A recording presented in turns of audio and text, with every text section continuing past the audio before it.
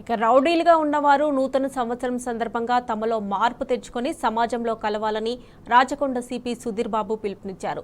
Rachakonda police commissionerate పరిధిలోని rowdy షీటర్కు LB Nagar CP camp కార్యాలయంలో కౌన్సిలింగ్ నిర్వహించిన ఆయన రౌడీ షీటర్స్ తమ పిల్లల భవిష్యత్తును దృష్టిలో పెట్టుకుని మారాలన్నారు. మార్పు రాకపోతే మరింత కఠినంగా వ్యవహరిస్తామని సిపి హెచ్చరించారు. రౌడీ షీటర్ ఉన్న ప్రతి ఒక్కరిపై స్పెషల్ ఫోకస్ ఉంటుందన్న ఆయన రౌడీ షీటర్ల నుంచి మార్పును మాత్రమే కోరుకుంటున్నామని చెప్పారు. ఈ కార్యక్రమంలో డీసీపీ, ఏసీపీలు, సిఐలు, ఇతర పోలీసు అధికారులు పాల్గొన్నారు. ఎక్కువ మంచి పని చేస్తున్నారా అప్పుడు ఆమె కూడా ఎగ్జాంపుల్స్ ఉంటాయి మీ డాక్టర్ కి చెప్పడానికి. మా నాన్న ఒకప్పుడు చేస్తాడు కావచ్చు, ఇప్పుడు మారాడని. ఆ మారాడు అనే ఒక హక్కు మీకుంది. మారాము అని చెప్పుకునే హక్కు మీకుంది. దాని ప్రకారం మారండి. ఇంకా ఇంత చెప్పిన తర్వాత కూడా మారకుండా మీరు ఇలానే ప్రవర్తిస్తే మేము చట్టంలో అతి కఠినంగా మీ చర్య తీసుకుంటాం. మళ్ళీ అప్పుడు అడగద్దు.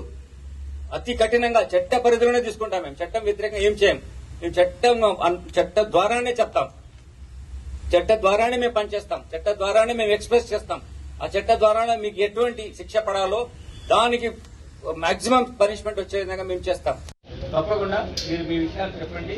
మీకు చెప్పాను కదా, ఫ్రేమ్వర్క్ ఇచ్చాను కదా, మీరు మంచి ప్రవర్తన ఉండాలా. మంచి ప్రవర్తనలు అంటే 15 రోజులకు ఒకసారి మేము పిలుస్తాం. అట్లా 1 year మేము గమనిస్తాం. ఈ ప్రవర్తన బట్టి మీరు ఇన్ఫర్మేషన్ ఏమైనా చెడు జరుగుతుందో చెప్పాలా. మీరు చెడులో పాల్గొనద్దు. చెడు జరిగినా మీరు చెప్పాలా.